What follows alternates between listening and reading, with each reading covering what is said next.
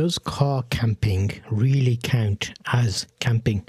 The only way I can debunk this is to try it out myself. So as you know, I've done a few episodes where I've been camping in my tarp and tent and trying a few setups. And here's a quick one to see if this is possible.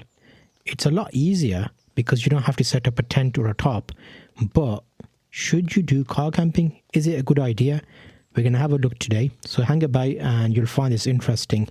I've got my car. It's not a big car. It's a nice, small, compact car, Honda Civic. And we're going to try our camping setup in this today. I'm going to be cooking some food. I'm going to be trying to sleep in there and let you know how big it actually is.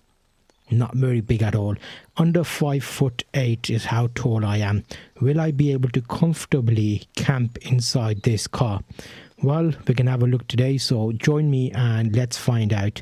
So the main criteria here is going to be finding a quiet enough place where we can car camp and still be within nature. It looks a bit weird having a car in a camping spot. Realistically, a tent would be more comfortable maybe, but that's because I'm always camping. So it's a little bit different, but I have got all the essentials here with me today. So we're going to give it a go. It is also raining outside. So what I decided to do was take off the headrests on the seats just to give you a better view of what's going on. I've got my bag with me. I've got a sleeping bag. I've got a small table, which I find will be helpful for cooking.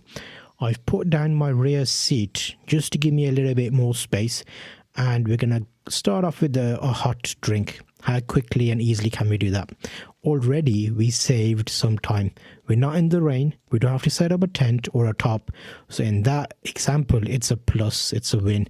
We can watch the rain hitting the glass and pouring down outside while we're in a relatively safe environment because there's no noises of tent rustling or any wind moving the tent pegs or anything.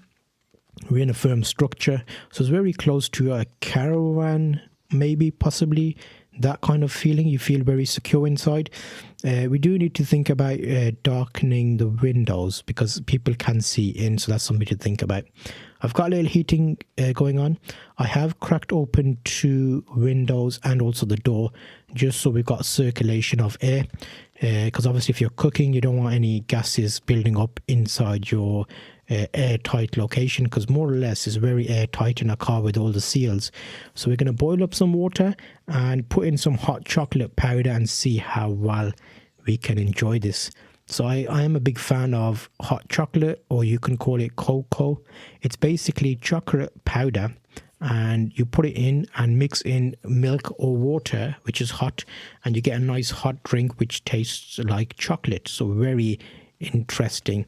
I always mix a little bit and then add the remaining amount just to get a nice thick solution of chocolate cocoa. I think next time I need to bring some more treats along with this, like marshmallows or some other things to keep it going. So mixing that in, getting a nice thick solution, and it feels all nice and cozy inside the camp car setup.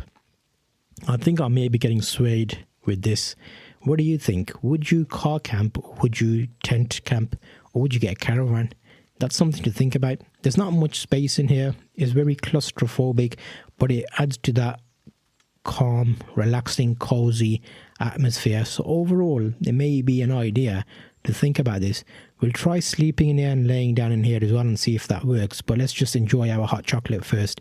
I let everything cool down and slowly pack away the gas canister and the cooking equipment, and we'll see what we can actually do in this limited space that we've got here.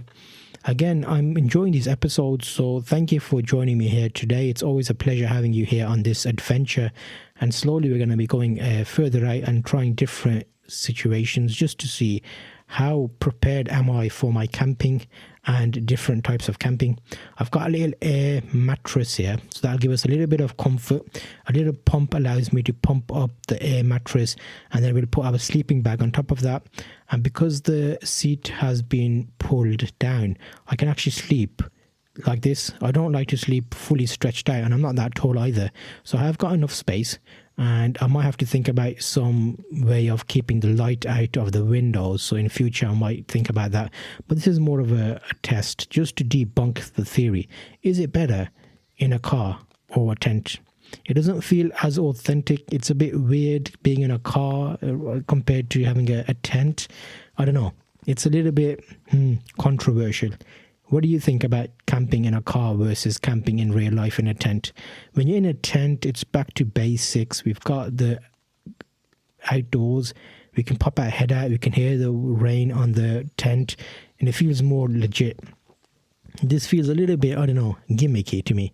In a car, it's like, at a pinch, maybe think about it, but it's not really that same vibe that we get from actual camping.